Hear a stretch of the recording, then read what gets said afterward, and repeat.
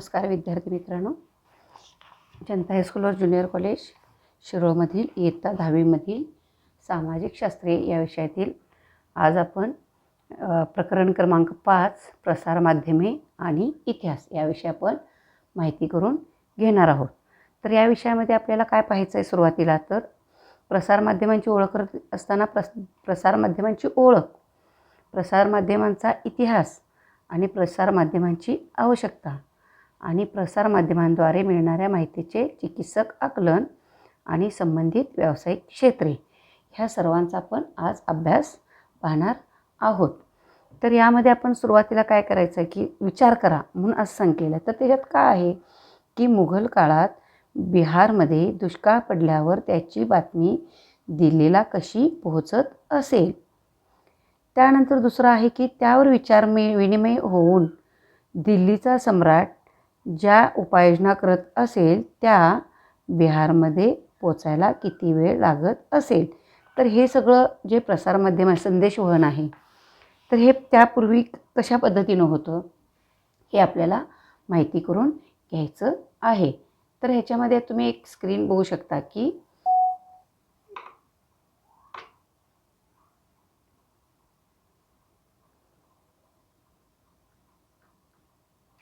त्यानंतर प्रसारमाध्यमांची आवश्यकता आहे.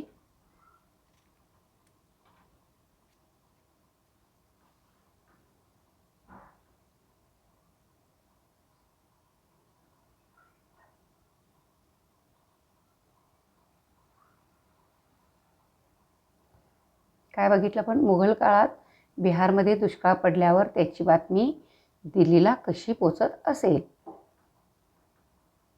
त्यावर विचारविनिमय होऊन दिल्लीचा सम्राट ज्या उपाययोजना करत असेल त्या बिहारमध्ये पोचायला किती वेळ लागत असेल. तर प्रसारमाध्यमांची आपल्याला ओळख करून घेत असताना प्रसारमाध्यमे या शब्दाचा अर्थ प्रसार आणि माध्यमे अशी दोन गट होतात. तर त्याच्यामध्ये प्रसार याचा अर्थ दूरवर पोहोचवणे असा होतो. तर यामध्ये कसं सांगितलं की एखादी माहिती आपण एखाद्या माध्यमाच्या सहाय्याने दूरवर पोहोचू शकतो.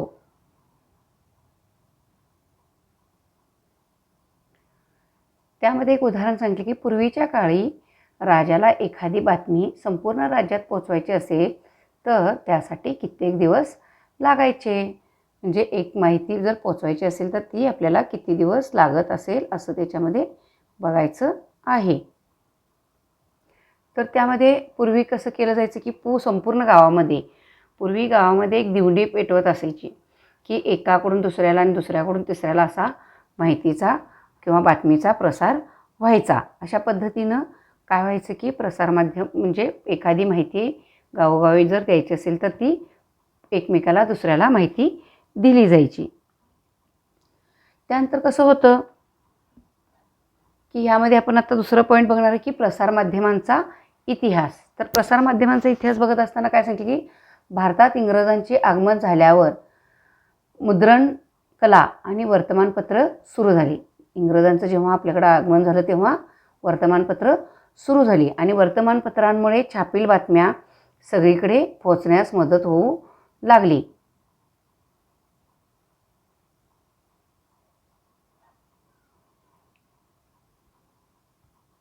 आणि त्यामध्ये काय सांगते की वर्तमानपत्र हे माहितीच्या आणि ज्ञानाच्या प्रसाराचे साधन आहे असं त्याच्यामध्ये माहिती मिळू लागली. मुख्यतः बातम्या, अग्रलेख, लोकांची मते, जाहिराती, त्यानंतर रंजक व अन्य पूरक मजकूर याचा समावेश असलेला आपल्याला पाहायला मिळू लागला. त्यानंतर ठरलेल्या वेळी नियमितपणे छापून वितरित केले जाणारे प्रकाशन म्हणजेच वर्तमानपत्र होय. त्यामध्ये स्थानिक, देशांतर्गत, त्यानंतर जागतिक स्वरूपाच्या विविध बातम्या पुरवण्याचे काम करतात. त्याचबरोबर चालू घडामोडी, त्यानंतर त्या घडामोडींची नोंदीचा वर्तमानपत्रामध्ये म्हणजे एक ऐतिहासिक दस्तऐवज आहे असं म्हणायला काहीच हरकत नाही. त्यानंतर ऐतिहासिक दस्तऐवजामध्ये कसं आलं की संपूर्ण बातम्यांचे मोठ्या घडलेल्या वर्तमानपत्रामध्ये येणाऱ्या बातम्या. त्यानंतर वर्तमानपत्राची पूर्वसुरी म्हणजे काय तर इतिहास इजिप्तमध्ये इसवी सन पूर्व काळात सरकारी आदेशाचे कोरीव लेख. एक मिनिट. तर वर्तमानपत्रामध्ये काय सांगितले की इजिप्तमध्ये इसवी सन पूर्व काळातील सरकारी आदेशांचे कोरीव लेख सार्वजनिक ठिकाणी लावून ठेवत असत.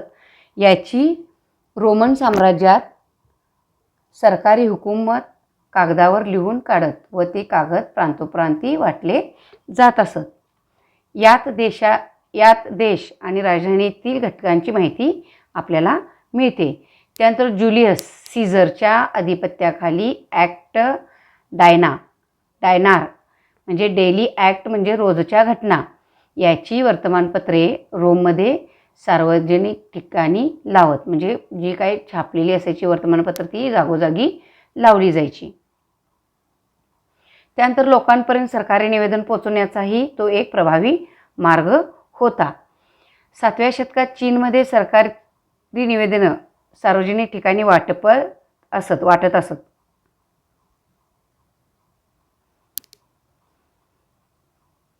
त्यानंतर काय सांगितलं की इंग्लंडमध्ये लढायांची किंवा महत्त्वाच्या घटनांची पत्रके अधूनमधून वाटत असत.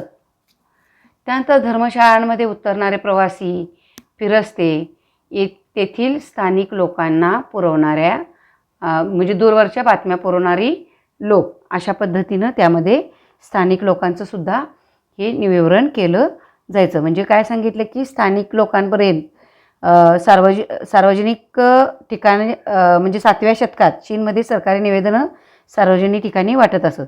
त्यानंतर इंग्लंडमध्ये लढायांची सुद्धा किंवा महत्त्वाची कागदपत्रेसुद्धा अधूनमधून वाटत असत अशा पद्धतीनं. आणि त्यानंतर काय सांगितलं की राजाचे प्रतिनिधी वेगवेगळ्या ठिकाणी असत. ते ताज्या बातम्या दरबारात पाठवत असत.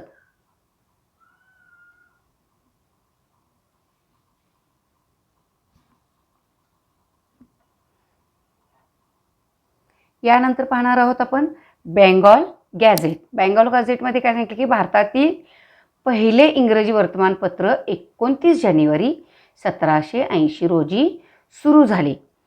बंगाली गॅझेट हे 1780 रोजी सुरू झाले. त्यानंतर काय सांगितलं की कलकत्ता येथील जनरल ॲडव्हायझर किंवा बेंगॉल गॅझेट या नावाने ते ओळखले जातात. म्हणजे कलकत्त्यामधील जनरल ॲडव्हायझर किंवा बेंगॉल गॅझेट या नावानं ते ओळखलं जायचं. जे वर्तमानपत्र प्रसिद्ध होत होतं त्याचं नाव होतं. त्यामध्ये कोणाचा हे होता तर जेम्स ऑगस्टी हिकी या आयरिश व्यक्तीने ते सुरू केलं. त्यानंतर काय तर दर्पण हे पत्रक 1832मध्ये मुंबईमध्ये सुरू करण्यात आलं. तर त्यांनी कोणी केलं तर बाळशास्त्री जांभेकर हे दर्पणचे संस्थापक होते. त्यानंतर त्याच्यामध्ये काय सांगितलं की यादी करा म्हणून आहे बघा. तर दर्पण हे पत्रक कोणी 1832मध्ये मुंबईमध्ये सुरू झालं आणि त्याचे बाळशास्त्री जांभेकर हे दर्पणचे संस्थापक होते. त्यानंतर यादी करा म्हणून सांगितले. त्याच्यामध्ये काय सांगितले की स्वातंत्र्यपूर्व काळातील काही नेते व त्यांनी सुरू केलेली वर्तमानपत्रे यांची यादी करा म्हणून तुम्हाला सांगितलेली आहे. म्हणजे आपले जुने वर्तमानपत्र असतील ते.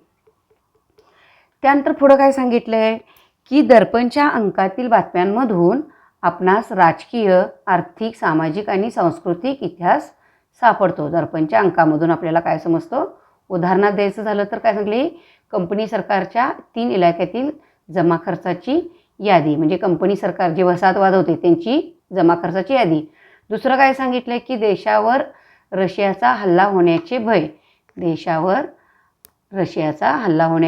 तिसरं आहे शहर साफ ठेवण्याकरता मंडळींची नेमणूक. आणि त्यानंतर काय आहे हिंदू विधवांचा पुनर्विवाह. त्यानंतर कोलकाता येथील थिएटरची सुरुवात. त्यानंतर राजाराम मोहन राय यांची इंग्लंडमधील कामगिरी. या पद्धतीनं यावरून आपल्याला काय कळते की तत्कालीन परिस्थितीवर प्रकाश पडतो. म्हणजे जी त्यावेळेची जी दर्पणमध्ये येणाऱ्या ज्या बातम्या होत्या तर त्याची माहिती आपल्याला समजते त्याच्यामध्ये. त्यानंतर सांगितले काय की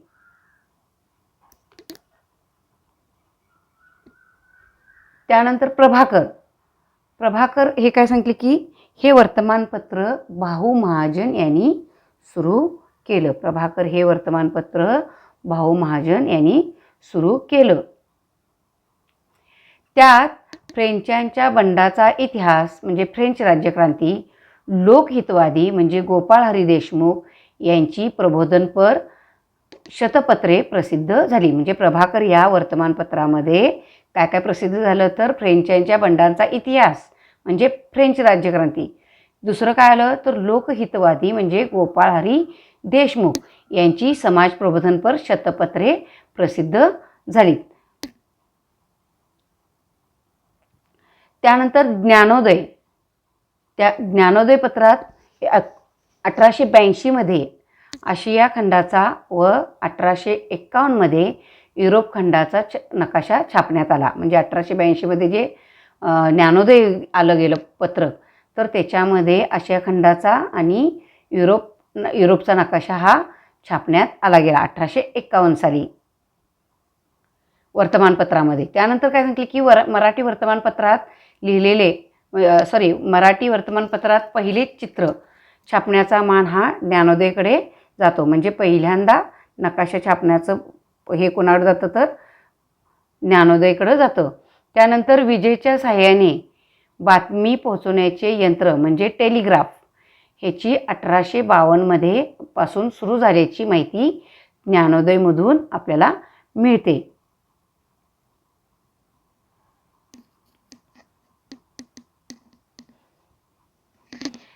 त्यानंतर काय सांगितले की भारतात प्रथम रेल्वे सुरू झाली आणि त्याची बातमी ज्ञानोदयमध्ये चाक्या म्हसोबा शीर्षका अंतर्गत छापून आली. म्हणजे काय ज्ञानोदयमध्ये जी पहिली बातमी ऐकायला आली तिचे चाक्या म्हसोबा म्हणजे रेल्वे इंजिनाची असं त्याला नाव दिलं गेलं. चाक्या म्हसोबा असं त्याला नाव दिलं गेलं. त्यानंतर काय सांगितले की 1857च्या संघर्षाच्या बातम्या या वर्तमानपत्रात छापल्या होत्या. म्हणजे कुठल्या ज्ञानोदयमध्ये 1857चा जो उठाव होता त्याच्या बातम्या या वर्तमानपत्रात ज्ञानोदयमध्ये छापल्या होत्या.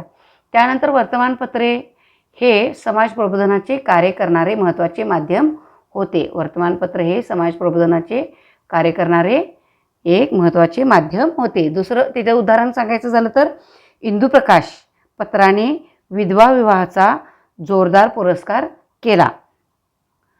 दुसरं बहुजन समाजाचे मुखपत्र म्हणजे दिनबंधू महात्मा ज्योतिबा फुले यांचे सहकारी कृष्णराव भालेकर यांनी हे पत्र सुरू केले. म्हणजे कुठलं बहुजन समाजाचे मुखपत्र म्हणजे कुठलं दिनबंधू हे महात्मा ज्योतिराव फुले यांचे सहकारी कृष्णराव भालेकर यांनी हे पत्र सुरू केले.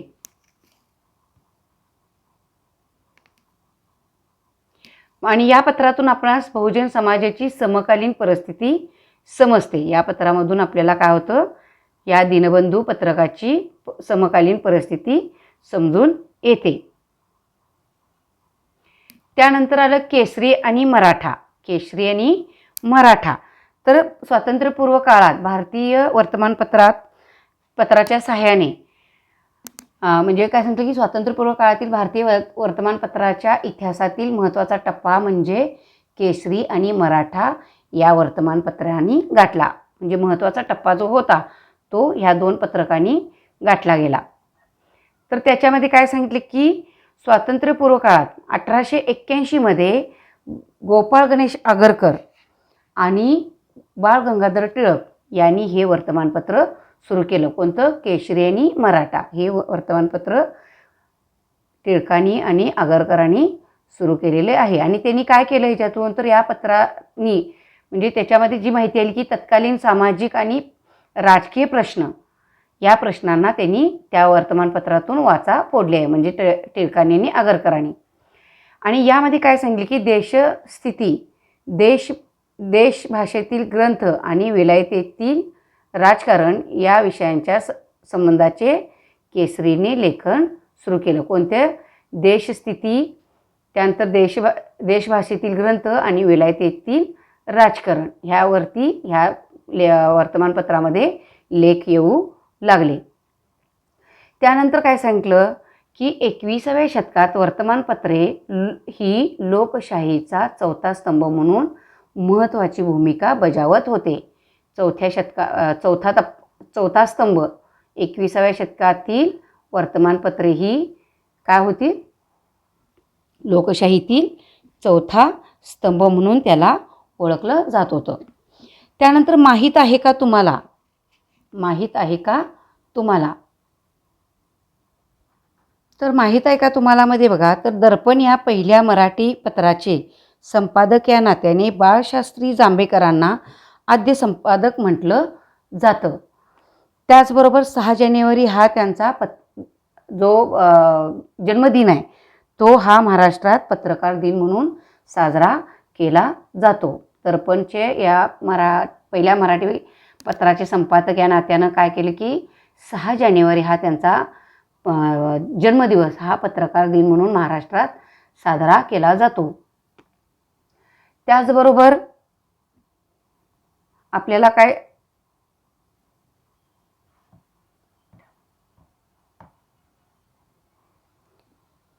त्यानंतर काय आहे की नियतकालिके.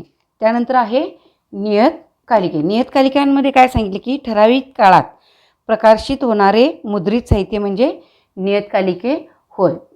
काय सांगितलं की ठराविक कालावधीत प्रकाशित होणारे मुद्रित साहित्य म्हणजे नियतकालिक होय.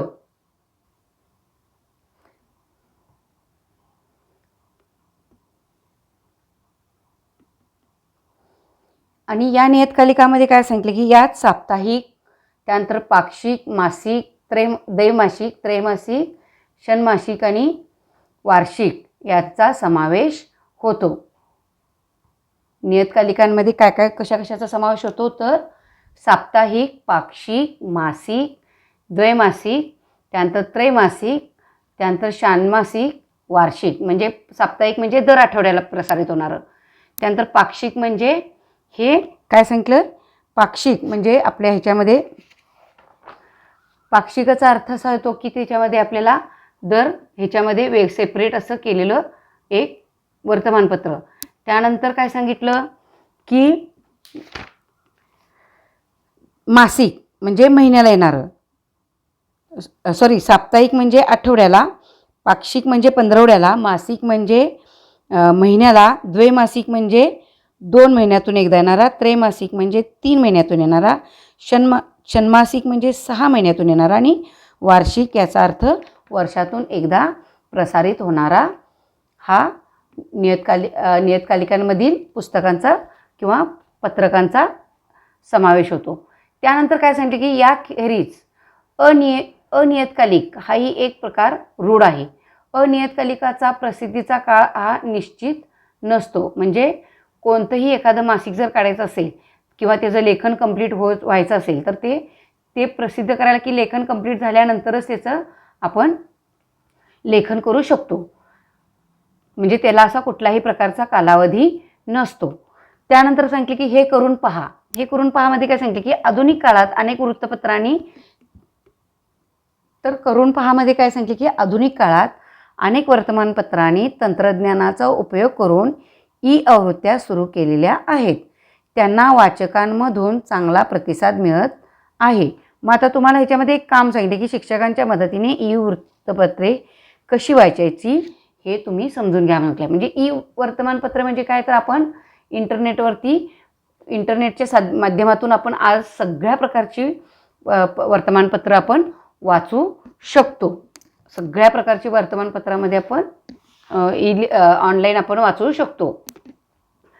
त्यानंतर काय सांगितलं की बाळशास्त्री जांभेकर यांनी मराठी भाषेतील पहिले मासिक दिग्दर्शन सुरू केले. बाळशास्त्री जांभेकरांनी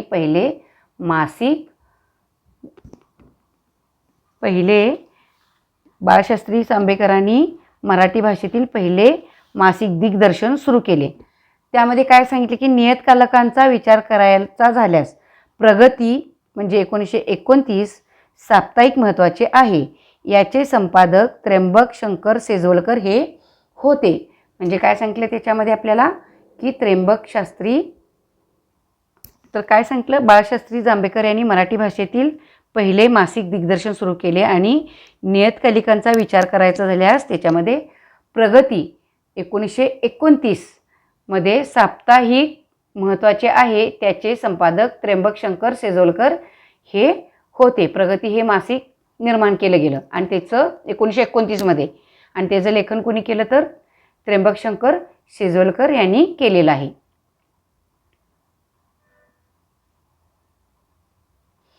तर त्यांनी प्रगतीमधून इतिहासशास्त्र म्हणजे प्रगती ह्या वर्तमान नियतकालिकातून पत्रकामधून, वर्तमानपत्रातून किंवा नियतकालिकातून त्यांनी काय केलं की प्रगतीमधून इतिहासशास्त्र, महाराष्ट्राचा इतिहास आणि सामाजिक चळवळी इत्यादी विविध विषयांवर त्यांनी विपुल असं लेखन केलं गेलं. म्हणजे वेगवेगळ्या टप्प्यांमध्ये त्यांनी त्याचं लेखन केलेलं आहे महाराष्ट्राचा इतिहास आणि सामाजिक चळवळीवरती.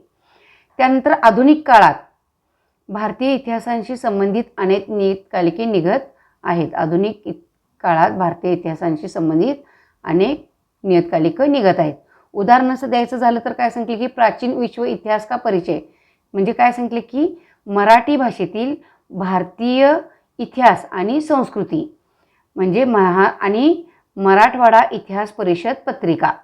उदाहरण द्यायचं झालं तर त्याचं काय सांगितले, आधुनिक काळातील इतिहास, भारतीय इतिहासाशी संबंधित असलेली नियतकालिके कोणती, तर त्याचं नाव तुम्ही सांगू शकाल की भारतीय इतिहास आणि संस्कृती, आणि दुसरं आहे मराठा इतिहास परिषद पत्रिका इत्यादी असू शकतं.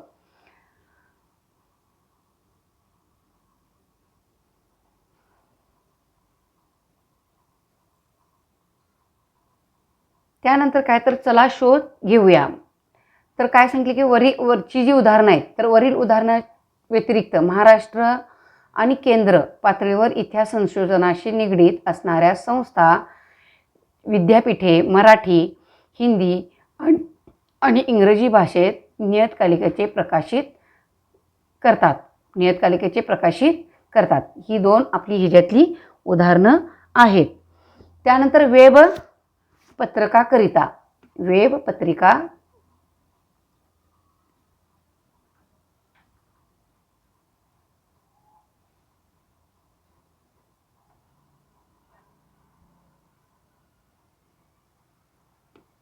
त्यानंतरचा पुढचा पॉईंट आहे की वेब पत्रकारिता.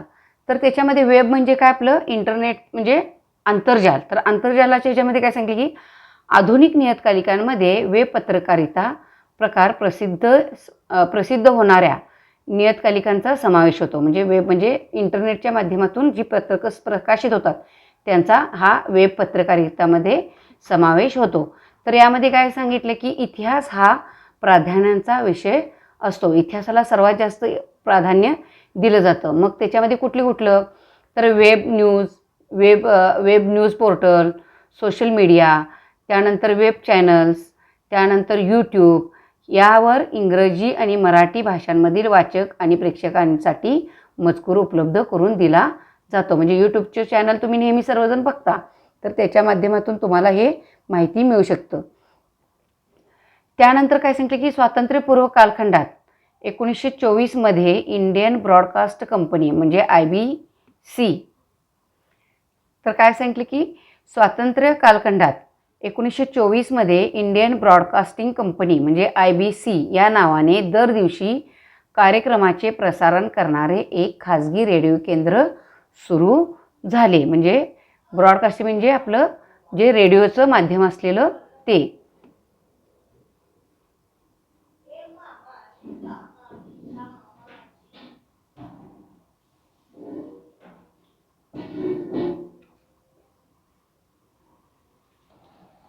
तर त्यानंतर पुढचा भाग आहे तो आकाशवाणी.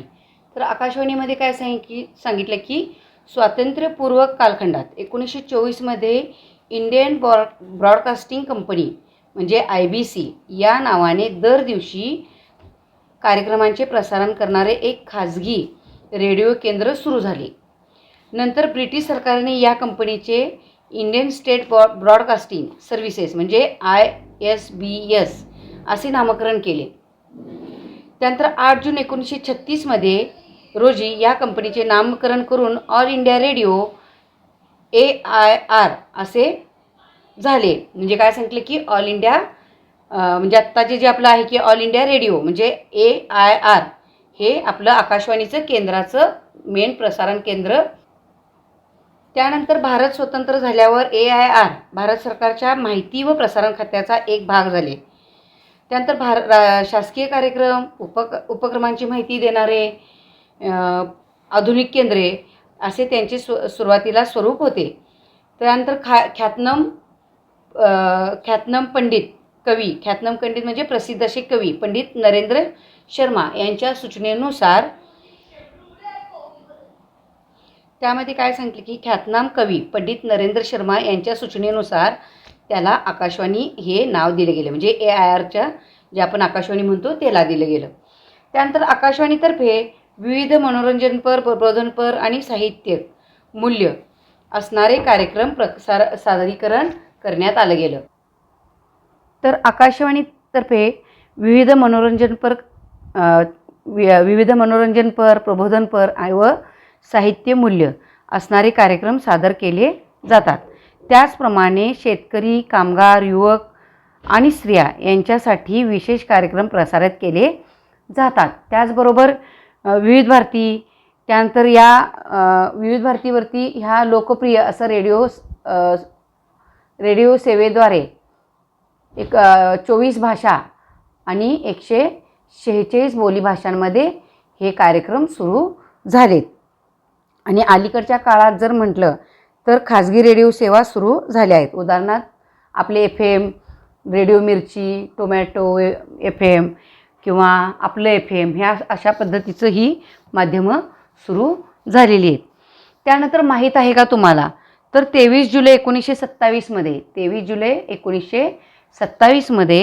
भारताचे पहिले इंग्रजी न्यूज हे बुलेटिन मुंबई रेडिओ केंद्रावरून प्रसारित केले गेले. मुंबई रेडिओ केंद्रावरून प्रसारित केले गेले.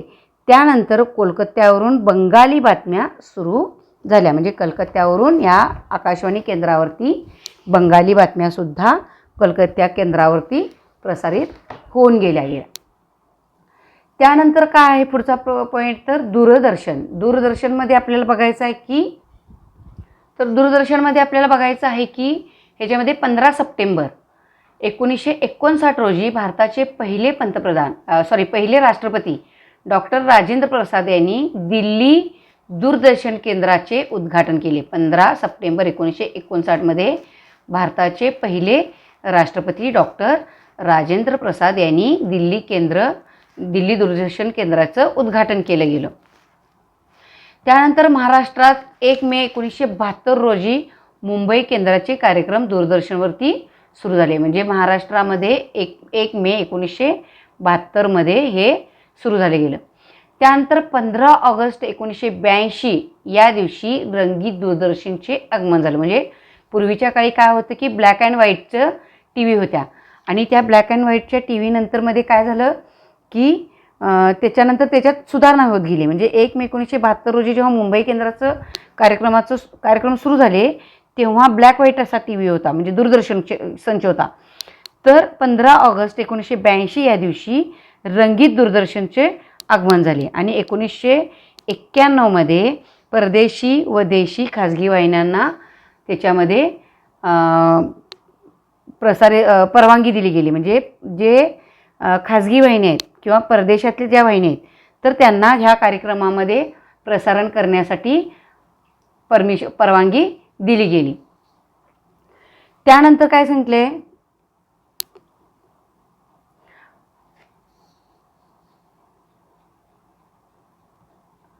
तर आज मितीला भारतीय प्रेक्षकांसाठी 100हून अधिक वाहिन्या आपल्याकडं आता आज उपलब्ध आहेत. म्हणजे आपण आज केबलच्या माध्यमातून आपण हे सगळं पाहू. त्यानंतर सध्याच्या काळातील विविध दूरचित्रवाणीवरील वाहिन्यांची माहिती आपल्याला मित्रांच्या गटात गटकार्य म्हणून लिहून काढू शकताय तुम्ही. हे त्याच्यासाठी तुम्हाला हे करून पहा म्हणून हा एक उपक्रम आहे त्याच्यामध्ये.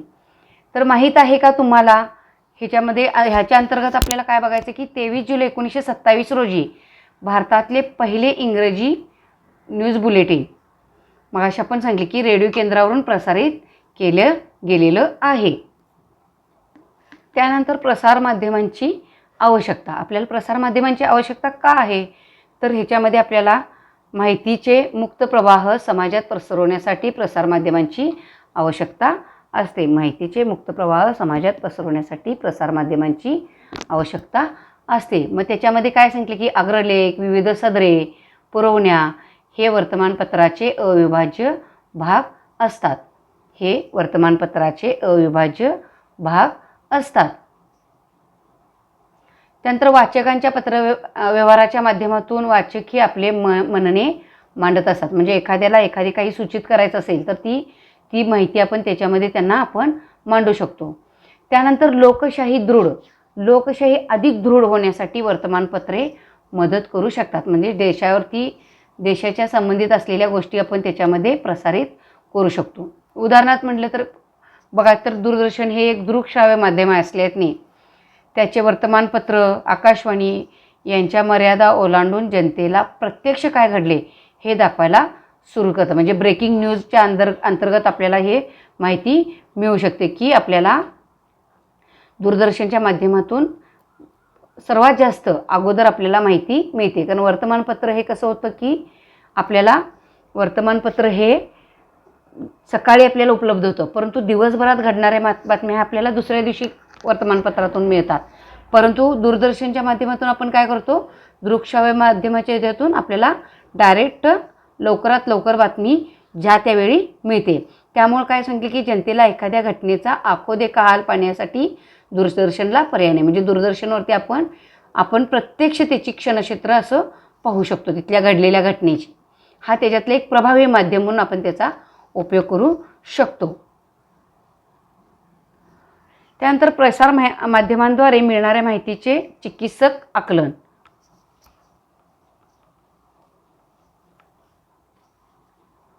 तर प्रसारमाध्यमांद्वारे मिळणाऱ्या माहितीचे चिकित्सक आकलन.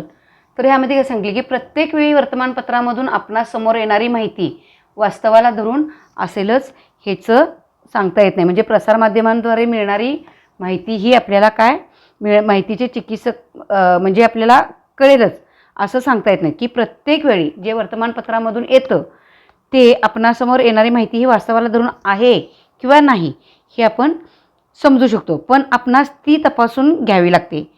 आणि अनाधिकृत बातमीद्वारे प्रसिद्ध म्हणजे काय सांगते की अनाधिकृत बातमी प्रसिद्ध होण्याचे एक जगप्रसिद्ध उदाहरण म्हणून आपल्याला प्रसारमाध्यमांकडे पाहायला काहीच हरकत नाही आहे. त्यानंतर स्टर्टन नावाच्या एका जपान साप्ताहिकाने ॲडॉल्फ हिटलरच्या हस्ताक्षरातील अनेक रोजनिशी विकत घेतल्या आणि त्या इतर प्रकाशक कंपन्यांना विकल्या. म्हणजे काय तर हिटलरनी लिहिलेल्या रोजनिशी म्हणजे काय तर हिटलर हा पूर्वीपासून डायरी लिहायचा. तर त्या डायरीत आपल्याला काय केलं की उपलब्ध झाल्या गेल्या आणि उपलब्ध झाल्यानंतर त्या साप्ताहिकानं त्या एका प्रकाशक कंपनीला त्या विकल्या गेल्या. म्हणजे त्या हिटलरच्या हस्ताक्षरमध्ये असलेल्या डायरीज ह्या विकल्या गेल्या. त्याला रोजनिशी असं म्हणलं जातं.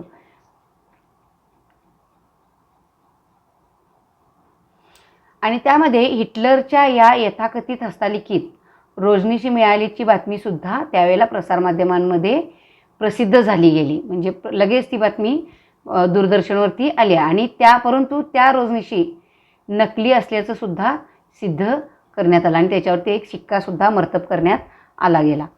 आणि त्यामुळे प्रसारमाध्यमांमधून मिळणारी माहिती ही वापरताना ती काय करायची तर काय सांगितले की प्रसारमाध्यमांद्वारे मिळणाऱ्या माहितीचे चिकित्सक आकलन आपल्याला करता आलं पाहिजे. म्हणून काय सांगितले की प्रसारमाध्यमामधून मिळणारी माहिती वापरताना काही काळजी घ्यावी लागते आपल्याला. त्याची म्हणजे सत्यता पडताळून पाहावी लागते.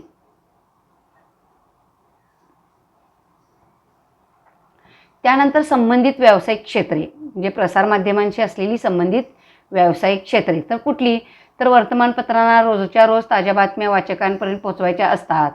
म्हणजे आपल्यापर्यंत रोजच्या ताज्या बातम्या येतात आणि हे काम करत असताना मागची बातमी सांगावी लागते. अशावेळी वर्तमानपत्रकांना इतिहासाची गरज लागते. म्हणजे आपल्याला एखाद्या व्यक्तीचं जरी रेकॉर्ड काय असेल, उदाहरणार्थ खेळाडूचं असेल तर त्याच्या नावावरती काही रेकॉर्ड्स असतील तर ती रेकॉर्डसुद्धा आपल्याला त्याच्यामध्ये करता आली पाहिजेत. किंवा रेकॉर्ड्स करत असताना आपल्याला काय केलं पाहिजे, ती रेकॉर्डिंग आपल्याकडं आहे किंवा हा ॲज अ प्रूफसुद्धा आपल्याला त्याचा द्यावा लागतो. म्हणून इतिहासाची गरज आपल्याला जास्त प्रमाणात लागते. त्यानंतर काय सांगितले की एखाद्या बातमीचा सविस्तर आढावा घेताना भूतकाळात तशा स्वरूपाची घटना इतरत्र घडली असल्यास वर्तमानपत्रे ती बातमीमध्ये चौकट देऊन छापते. म्हणजे ज्या पद्धतीनं, म्हणजे एखाद्या खेळाडूंनी जर एखादा विक्रम केला असेल तर तो विक्रम एखाद्या इतिहासात घडलेल्या खेळाडूची माहिती देत असेल तर त्याला माहिती देत असताना तिथं त्याचा एक कॉलम चौकट करून ती बातमी त्याला त्याच्यामध्ये द्यावी लागते. म्हणजे त्याचा एक संदर्भ त्याच्यासाठी, त्या बातमीसाठी दिला जातो.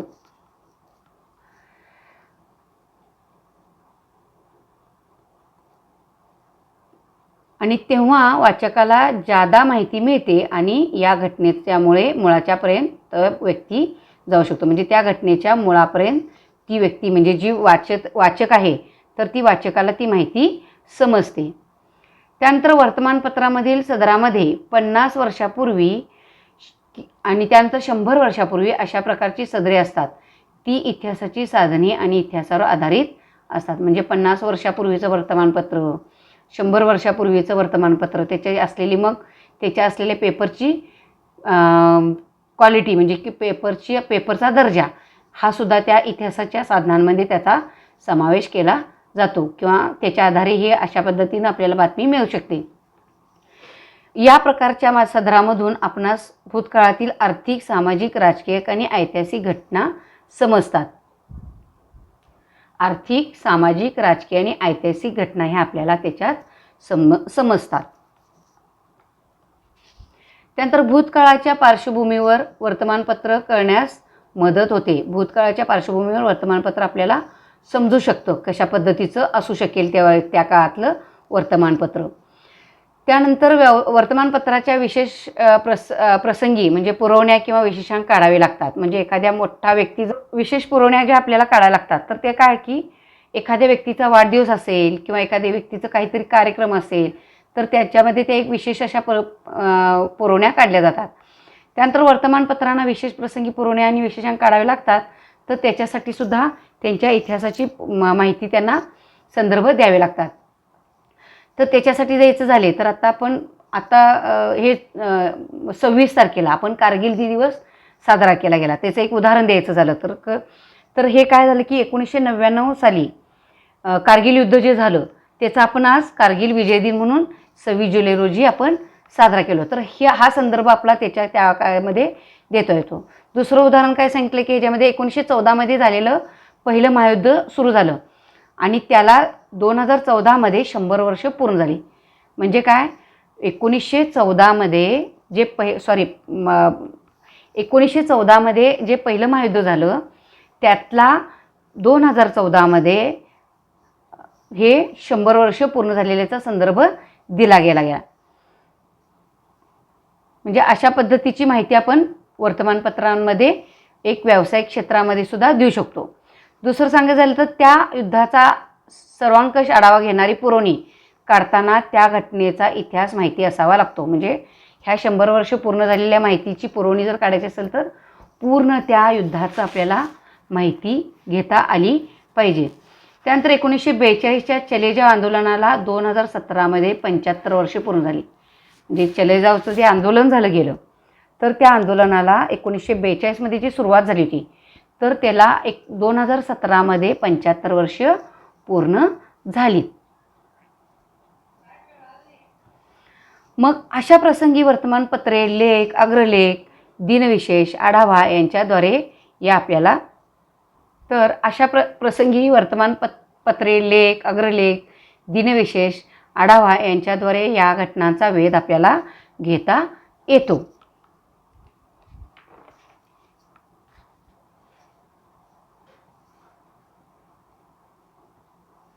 त्यावेळी इतिहासाचा अभ्याससुद्धा हा तिथं उपयोगी पडला. म्हणजे महायुद्धीन काळामधला आपण जे पुरवणी काढली तर त्याच्यामध्ये आपल्याला त्याचा आढावा घेता येतो. त्यानंतर करून पहा. वर्तमानपत्रे कोड्यासाठी सुद्धा इतिहासाचा आधार घेतात.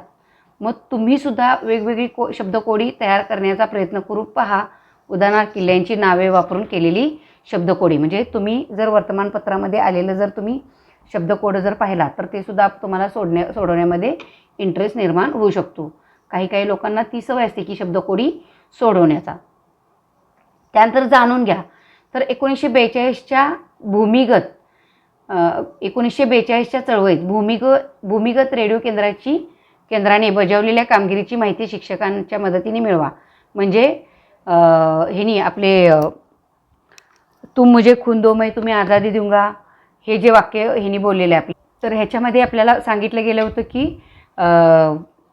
सुभाषचंद्र बोस यांनी दिलं होतं की तुम मुझे खून दो मैं तुम्हें आज़ादी दूंगा.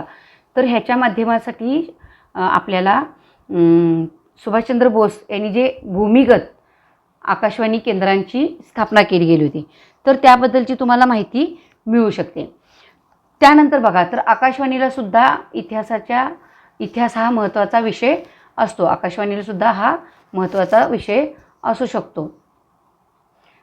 उदाहरण सांगायचं झालं तर 15 ऑगस्ट 1947 किंवा त्यानंतरच्या प्रधानमंत्र्यांची स्वातंत्र्य दिनानिमित्तची भाषणे आकाशवाणीच्या संग्रहात असून त्याचा समकालीन परिस्थिती समजण्यासाठी उपयोग होतो. म्हणजे आपल्याला जेव्हा स्वातंत्र्य मिळालं 15 ऑगस्ट 1947 रोजी, तर त्या निमित्तानं आपल्याला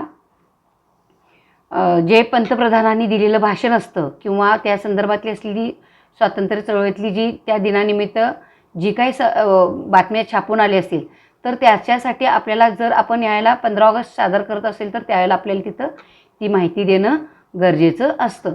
प्रधानमंत्री आपले त्यावेळेचे भाषण करू शकतात. इतर माहितीसुद्धा उपयोगाची आपल्याला पडू शकते.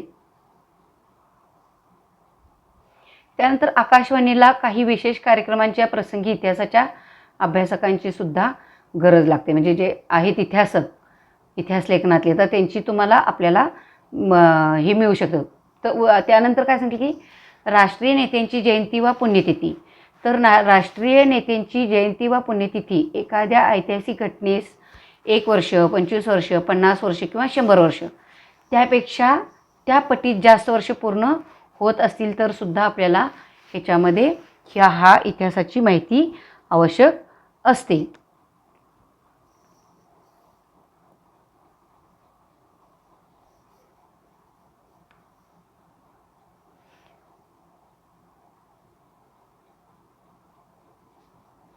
त्यानंतर राष्ट्रीय नेत्यांच्या कार्यक्रमावर भाषणे देण्यासाठी वक्त्याला इतिहासाचा आधार घ्यावा लागतो.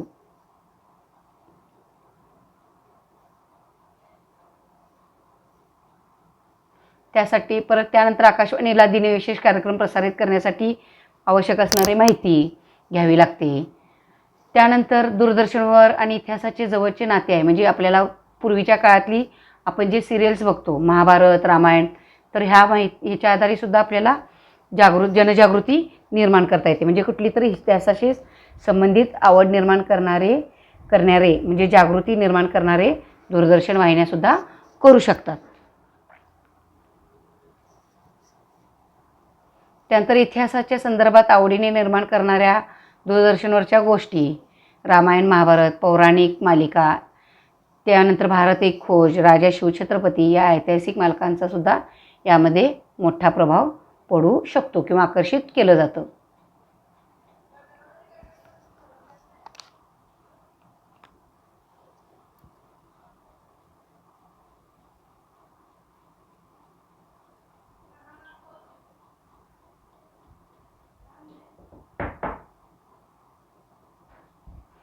त्यानंतर आधुनिक काळातील डिस्कवरी, नॅशनल जिओग्राफी, हिस्ट्री यासारख्या चॅनलवर प्रसारित होणाऱ्या मालिकांमधून जगभर इतिहासाचा खजिना प्रेक्षकांसाठी खुला केला गेलेला आहे.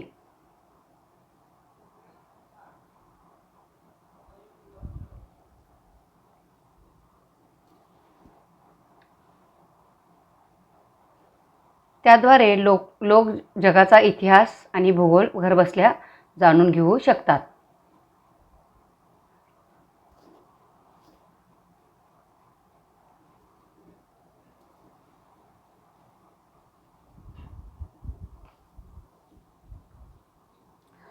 त्याखेरीज वस्तू, किल्ले, साम्राज्याचे उदयास्त गेले इतकेच नव्हे तर पाककलेच्या इतिहासावरील मालिकासुद्धा लोक उत्सुकतेने पाहतात. तर वरील सर्व क्षेत्रासाठी इतिहासाच्या सखोल अभ्यासाची गरज असते. त्यानंतर जाणून घ्या. तर भारताच्या प्राचीन ते अर्वाचीन इतिहासाच्या संदर्भात दूरदर्शनवरून प्रसारित झालेले भारत खोज म्हणजे हे आपण येता पाहिलं गेलं. त्यानंतर डिस्कवरी ऑफ इंडिया ही ह्याच्यामधून मिळालेली श्याम बेनेगल यांची त्यांनी दिग्दर्शित केलेली मालिका आपण पाहतो. त्यानंतर हडप्पा संस्कृती, वैदिक काळ, रामायण, महाभारतसारख्या सुद्धा गोष्टी आपण पाहतो. मौर्य कालखंड, तुर्क अफगाण, मोगलांचे आक्रमण, मुघल कालखंड, त्यानंतर मुघल बादशाचे योगदान, भक्ती चळवळ, छत्रपती शिवाजी महाराज, ह्या सर्वांच्या गोष्टी आपण ह्या आपल्या अनेक मालिकांमधून ह्या गोष्टी मांडल्या जातात. तर ह्यानंतर काय झालं की अशा पद्धतीनं हे आपल्या इतिहासाला अन्यान्य असे साधारण महत्त्व आलेलं गेलेलं आहे. तर यामध्ये आपल्याला जर का काही शंका असेल या पाठामध्ये तर तुम्ही मला फोन करून विचारू शकताय व ह्याचा तुम्ही स्वाध्याय कंप्लीट करू शकता. धन्यवाद.